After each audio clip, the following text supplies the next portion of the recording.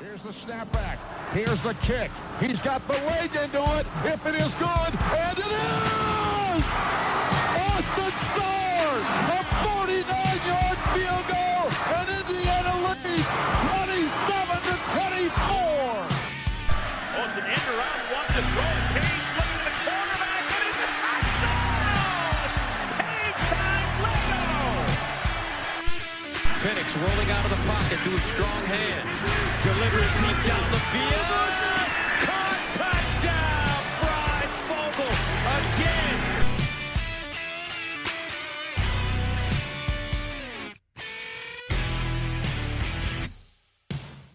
If you're a fan of forward laterals and referees, then this is the game for you. This is the LEO podcast. I'm your host, Michael Bragg. You can follow me on Twitter at Bragley, Braggley.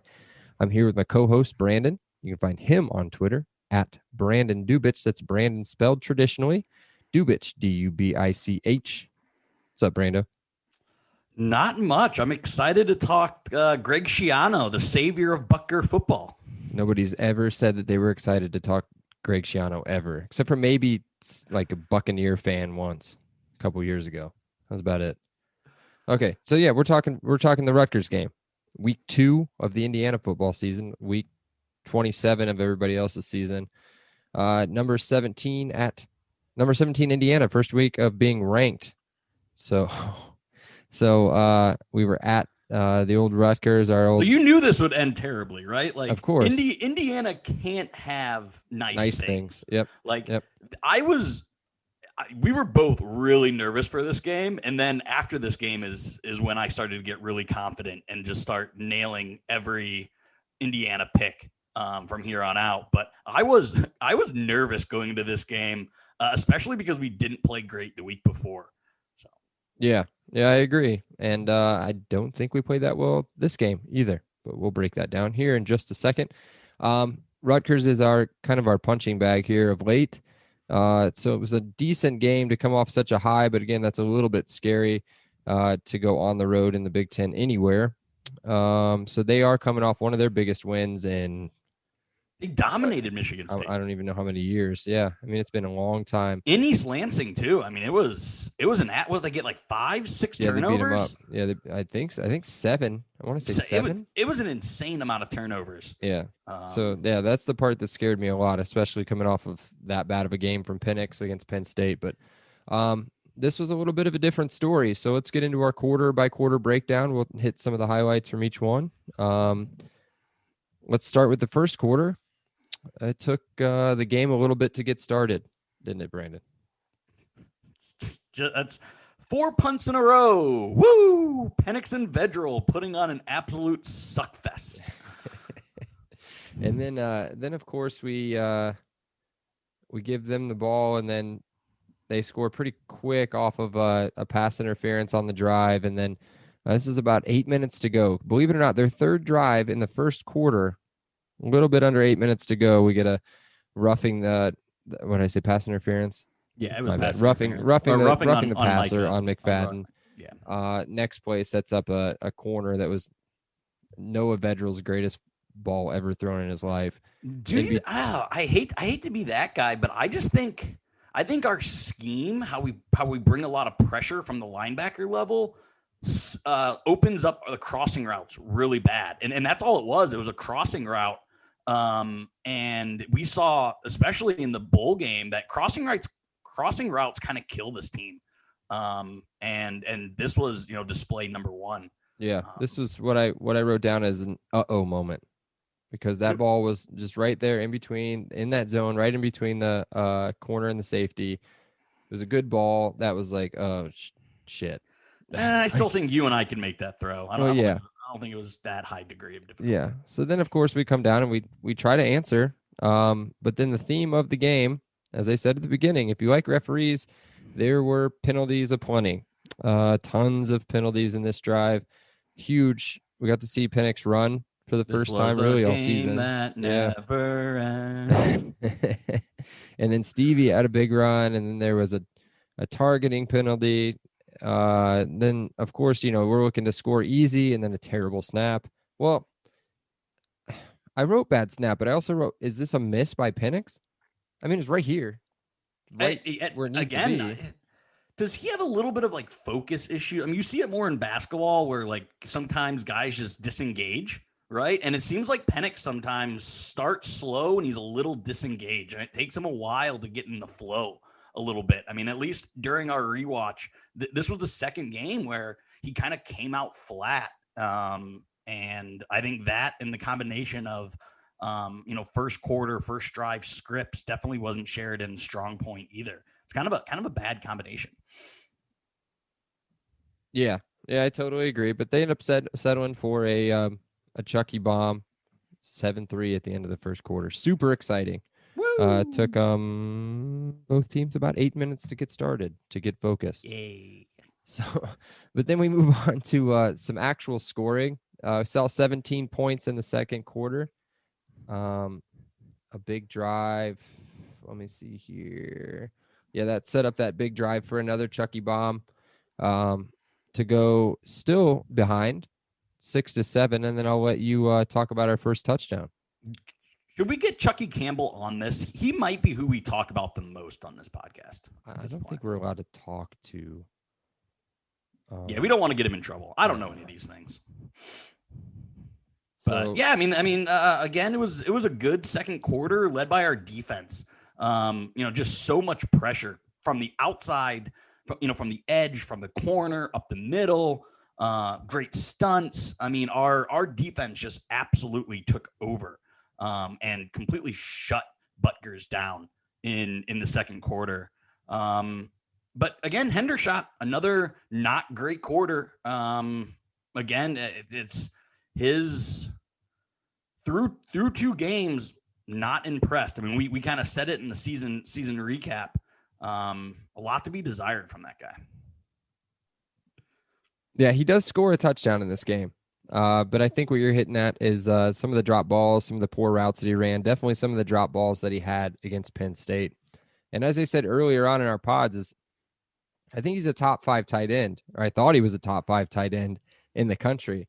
I don't know if he is now.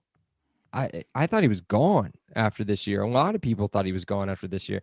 Now there's not even an announcement that he's coming back. It's like, yeah, he's definitely coming back. This dude. Oh yeah, it's there's no fanfare or need for any dramatics there. No, I mean this second quarter was highlighted by punt, interception, punt that we turned into 17 points.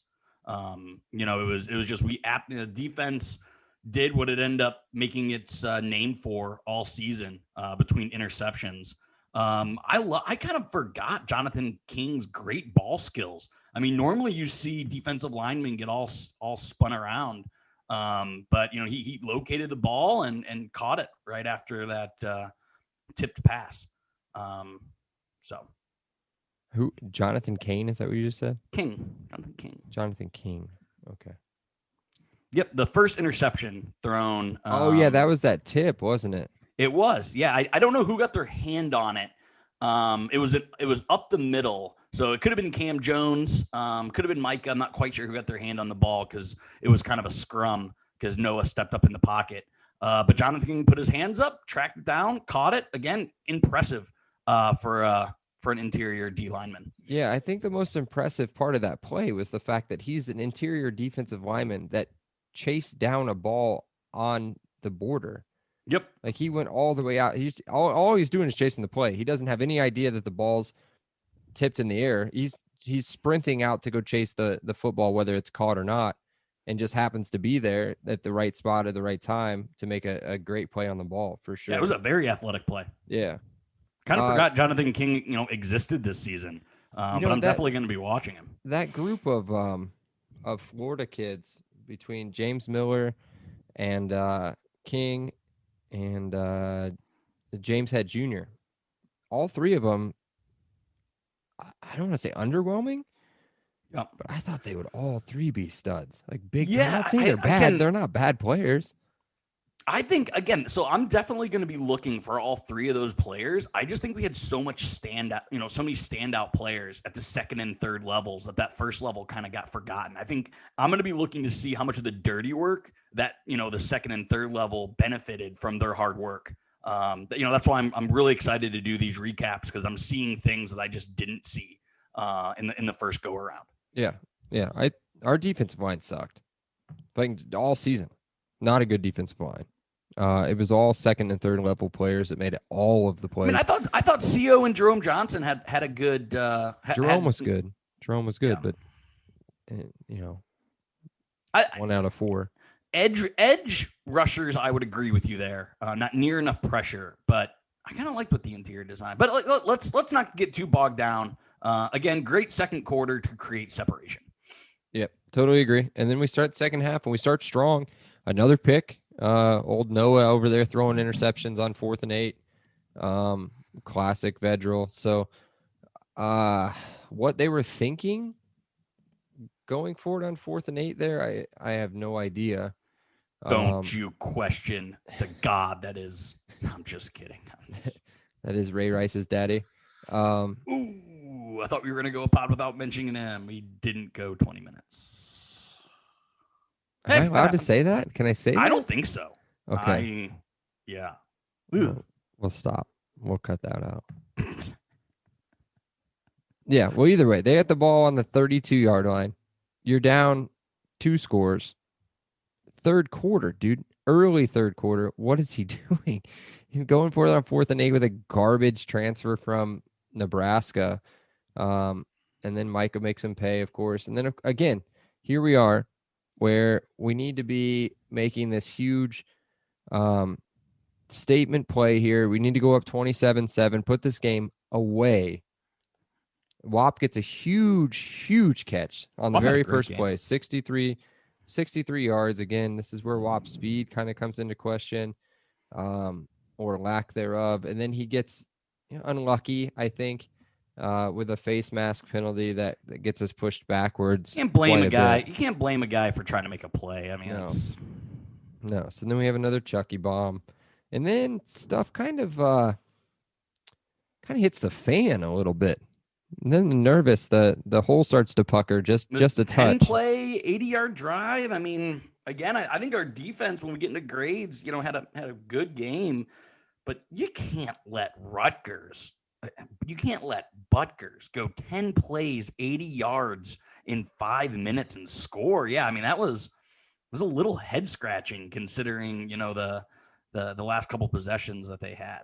That was against the number 21 quarterback too, I think, where they ran 2 quarterbacks out on that play. That confusion. You got number 21 out there running quarterback. Lane. Nobody's been great since Dickie Lego. So let's be real. Then we come down and answer. So no big deal. Up 15. Is that late third quarter where we do that, or is that late third quarter? We're up 15. We got to cruise. Time to cruise. Defense makes a big stop on 4th down. Get the ball back. What? I mean, I guess it's a 2-score game. I mean, do you like going for it on 4th and 4 there? I mean, you criticize the 4th and 8. If they take the points, it's a 13-point game with a whole quarter to go. I don't know. I'm of the belief you always take the points until the 4th quarter. So again, I think they left now 6 points on the board. Again, that's still is, that would make it 31 or 30-21, but still that's a lot better. 9's better than 15. I'm not a math major, and I went to IU, but yeah, curious. Both those 4th down calls. Do we know anything about their kicking? Is there kicking in it? No, they're kicking. If I ever know anything about Rutgers kicking, just put me down. I hope, again, I love this podcast. I love IU football, but I can tell you right now, I will never know if Rutgers has a good special teams unit. So I'm just looking. This dude's last name is Ambrosio. He's gotta be from New Jersey. And I'm going to go with either like Victor or something. Let's see what this dude's Anthony. All about. So either way, it's V Ambrosio. Sorry, I guess I could have given it away. So I'm going to go Victor. Anybody else guesses? Producer guess on first name? Vincent. Oh, holy shit. Valentino Ambrosio from New Jersey. Would have never got there. I called it for sure. Decent kicker, man. Decent kicker. I don't know what they were thinking. He was 9 of 11 on the season. So, I'm with you. You got to take the points. But they may have been thinking, this is IU. We'll be all right. But no. Yeah, I mean, how many points did they come back from in that one game? It's 17, 21, 4 million. Was that the one where I screamed at Kevin Wilson? I think I screamed at him. I think he pointed at me in the crowd, like after the game. Like I'd said some very bad things to CKW. That was I won't want to say that's the worst loss we ever had during the Kevin Wilson era, but it's up there. That was bad. Well, we can go through all those if you want. Bowling Green, Navy twice. I mean, we can do a bunch of those if you want. Let's not let's counting focus on his this first ass season. whooping. Let's focus on this ass whooping. Ball State at Lucas Oil. But yeah, we go down and score. Yeah. 8 plays, 82 yards. Pennick exists. Pennick's had a good stat line, but he maybe had a couple of drives and maybe a half a dozen throws. Again, I mean, maybe I was caught up in our wins, but I don't know. I wasn't that concerned about him. But in the rewatch, kind of 2 rough games. Yeah. So I think what we thought going into this year was what we did last year. We ran the ball last year, right? We ran the ball well last year. And we just kind of, managed the game with Peyton and got what we needed to get as far as wins go and won the games we needed to win. So I think we came into this year and we saw that it wasn't going to work against Penn State, or thought maybe we went up against a decent opponent in Penn State and just couldn't run the football. So I think we just tried to run the football again, too much this game as well. Stevie had 21 carries. He ran it okay. 21 carries, 81 yards. Sampson had 7 carries and Penix had 6 carries, which were, some of them were designed, some of them weren't. He's not allowed to run next year. No. So together, 34 runs. I want him to pull a Peyton Manning, and if there's any pressure, just go down. Like, literally, dude, just like, don't run more than 5 yards. Like, don't, please. Yeah. Yeah. I mean, unless he absolutely has to. Nope, go down. Or we're playing the Raiders or something, and he can do that naked fake to the left or whatever that was. You wouldn't understand.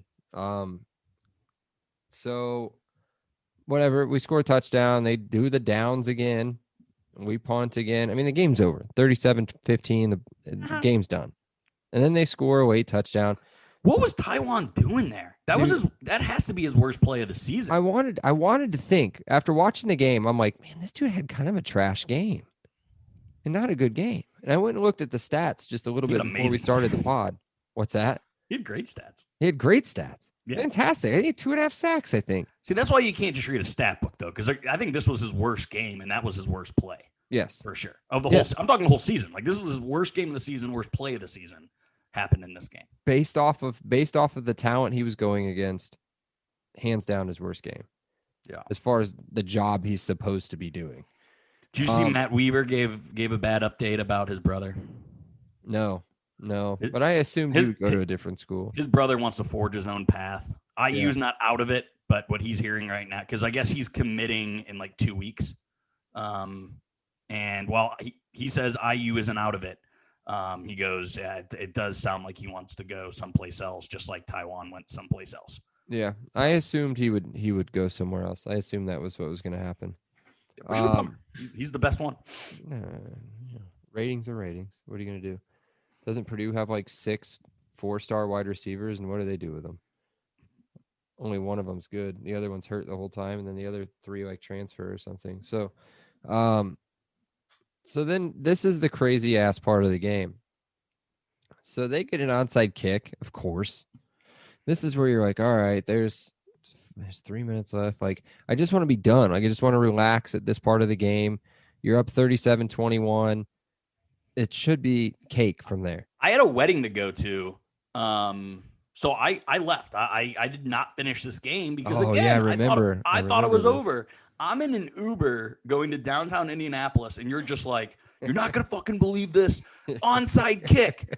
And I'm like, okay, it's still Noah Vedral. And then you're literally texting me during this lateral play, like, oh fuck, what?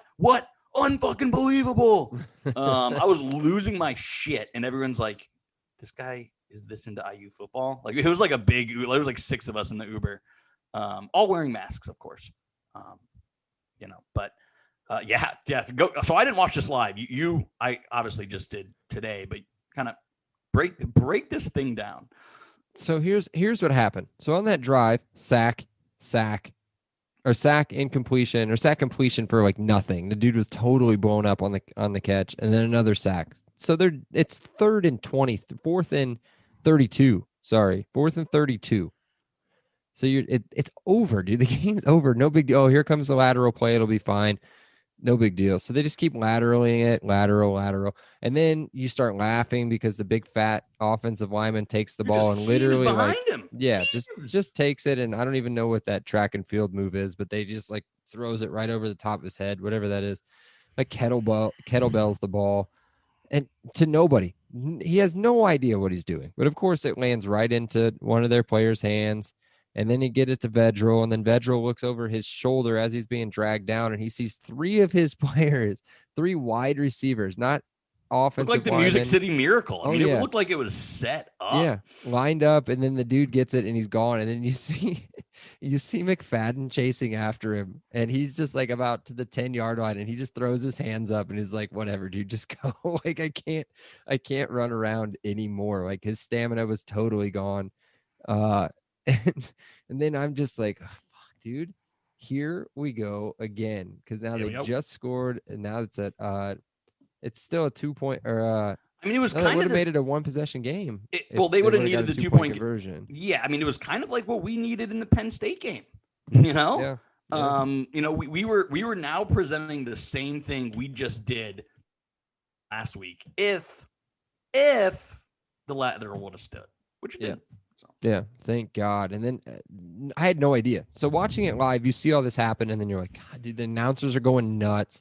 It's like, here we go. Don't worry. Our savior, Dean Blandino, who every football fan loves. I mean, everyone loves when Dean comes on the screen. He breaks it down, like the professional he is. Definitely not a piece of shit. So then they just, out of nowhere, they're just like, oh, there might have been a forward lateral. It's like, where? Where was there a forward lateral? Where? Nowhere. Like you have to be thinking like, oh, maybe when Vedral threw the ball, and then they show the replay like 5 or 6 times, it felt like, and you still don't see it. And then they finally find the one part, and it's like, oh, okay, now we feel okay. But now are they going to actually overturn it? And then they came out and overturned it, and that was it. So what were okay. So that was it. We win 37-21, a couple of knees.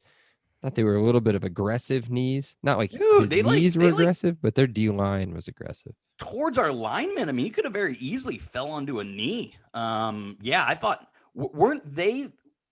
I mean, I don't know. It's a Greg Schiano team. That doesn't shock me at all. Yeah, if you suck, you suck. It's whatever. It's part of it. So, any major moments or big plays that stick out to you in this game? I mean, the turnovers and pressure, again, I can't talk about this defense enough. I mean, our offense did enough, but it was because like what we did to Rutgers is what Rutgers did to Michigan State the week before. Like we beat them at their own game. And, if we don't give our team the short side of the field that many times, this game's a lot closer than the blowout that it was. So, I mean, I'm kind of cherry picking here, kind of easy, but yeah, I mean, every single turnover was absolutely used. Jay Will made big plays. Micah McFadden was all over the place. I mean, just the key plays were everything we did on defense. And then Michael Penix does have a pretty deep ball. With the NCAA football game that's coming out, I'm just going to throw a deep ball, I think, on all like 65 plays because Michael Penix throws a beautiful deep ball. Yeah, I hope he's not on it because I don't think it's coming out for like 2 to 3 years. No, he'll be here 2 more years because nobody's taking a quarterback that knees can't stay together. So. What does he have to get one more ACL on his left knee now so that he can have 2 on each, even it up a little bit?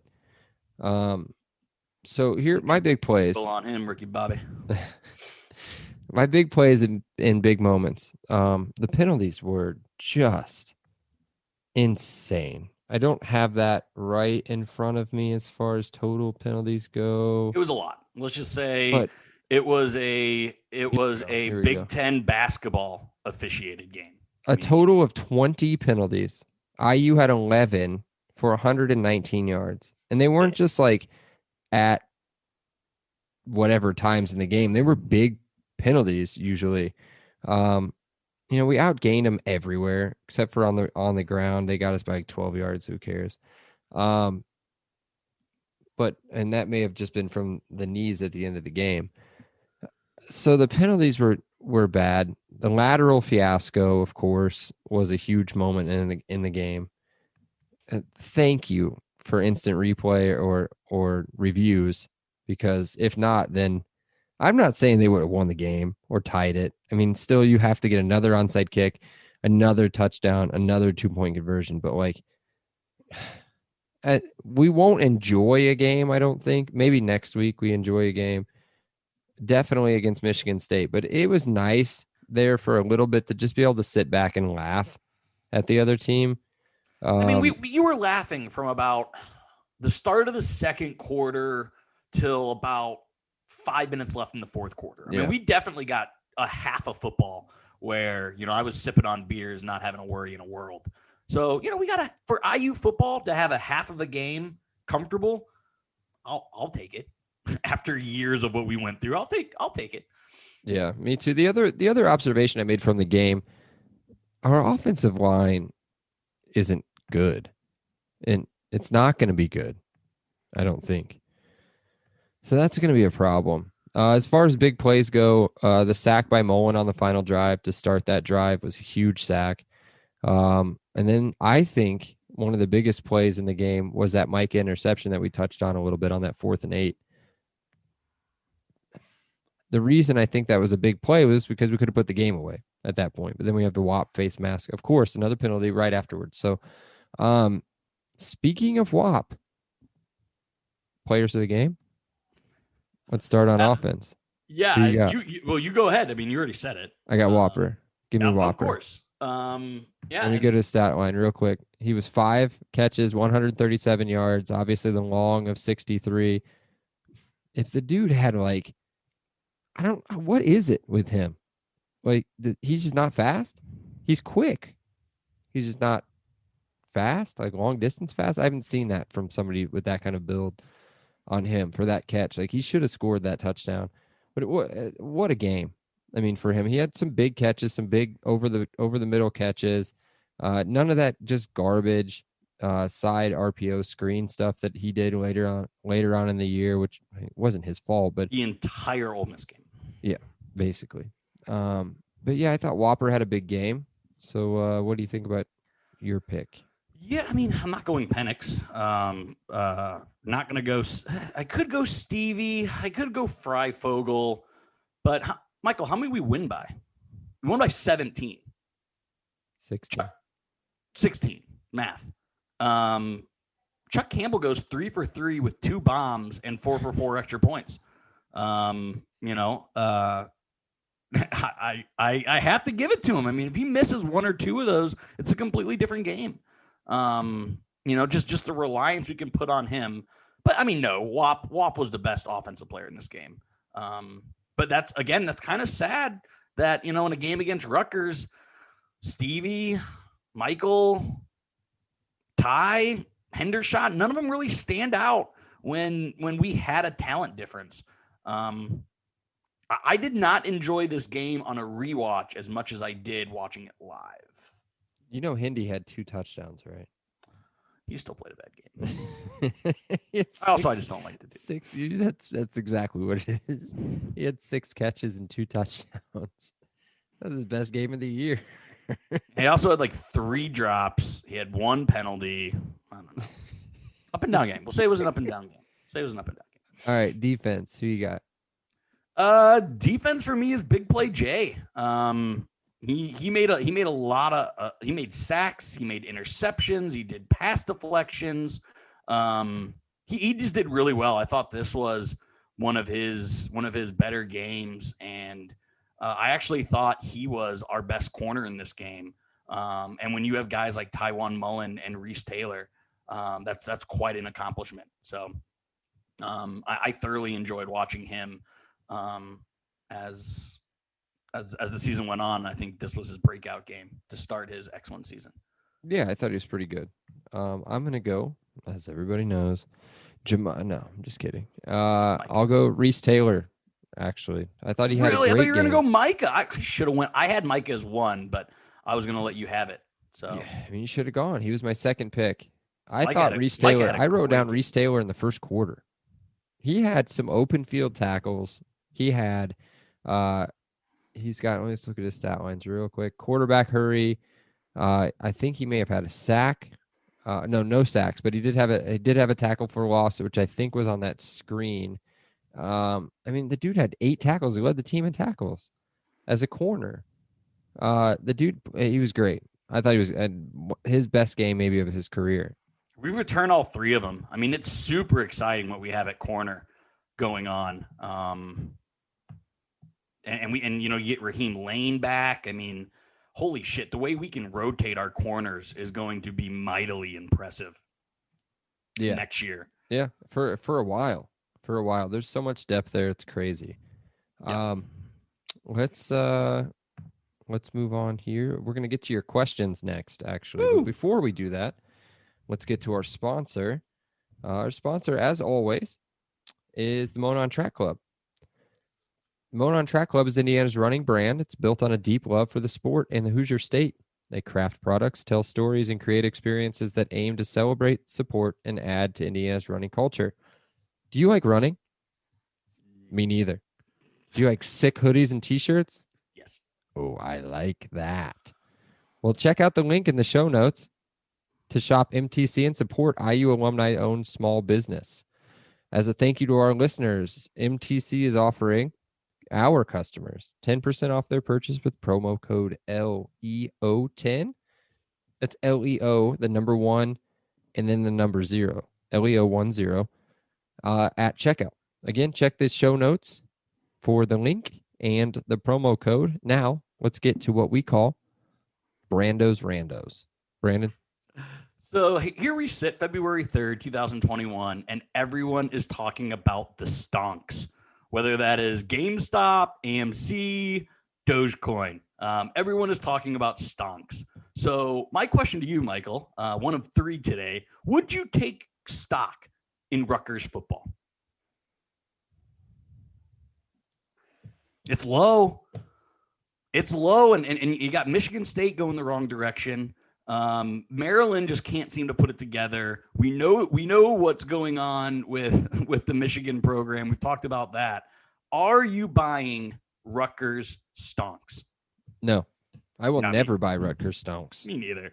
Never. I just had to find something topical. I thought it was funny. No, definitely not taking Rutgers stonks. They're gonna go 4-8 for eternity. How about this? How about if you you had to pick a loser team with a losing record in the Big Ten, or a team that didn't take a bowl game? Who are you buying stonks in right now? Definitely. I mean, again, the easy answer is Nebraska because just of what they have. But I'm not going Nebraska because their coach is an ass and their fan base sucks. I'm taking Michigan State. They've been there. Michigan's going the different direction. If I had to choose a team that sucks, I'd go Michigan State, but I don't feel good about any of them, honestly. No, I might buy just no Ron Maryland because they got cool Ron uniforms. Dashdale is gone, so I'm not going to buy anything there. Penn State? Are we allowed to buy stock in Penn State? I will can't never. buy I mean, we everyone can't heard buy last stock? week what I think. The producer of says Penn we can't State. buy stock in Penn State. No. Man, I don't want to buy stock in Maryland, dude. No, Like Maryland is, it's tough. they scare the shit out of me, man. They do have 2 as brothers, so who knows? Well, Iowa technically didn't play a bowl game. Can I buy stock in Iowa? No, because they're fucking douchebag Gary Barta. I will never support anything that fucker does. I'm gonna buy. You know what? I don't care about other teams. I will pay the high price and buy however many stocks I can buy with my money in IUFB. Woo! Like, I don't know if Right. it could be any higher right now. Well, can get maybe. higher. Maybe It'll get higher after that next Ole Miss year. game. It'll Maybe get after higher Ole Miss. next year when we're playing. All right, in on to my Wrigley. next question. On to my next. Rutgers obviously joined the Big Ten. They've been here a while, but are they still the basement program in the Big Ten? Like, would you put any program, not just football, but just like a athletics wide? Is Rutgers still the basement of the Big Ten? Oh man, Nebraska is pretty close. It's up between them, honestly. Northwestern's they're not. I don't think they're that good at football, but record wise, they're okay. And obviously, they got to the championship this year. Yeah, I mean, dude, Rutgers is just. I'm pretty sure they're gonna be just always bad. Yep.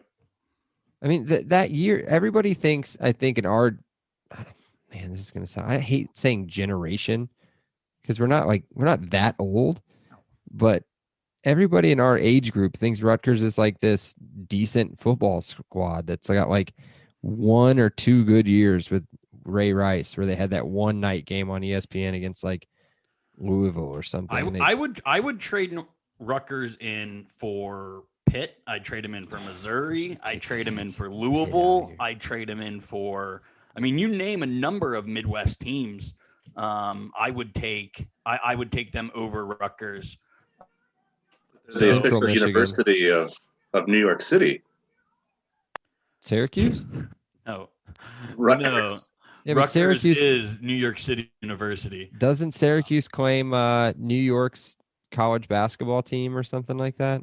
Get out of here, St. New York. John's. Fuck Who out of knows? here, New York. New York's weird.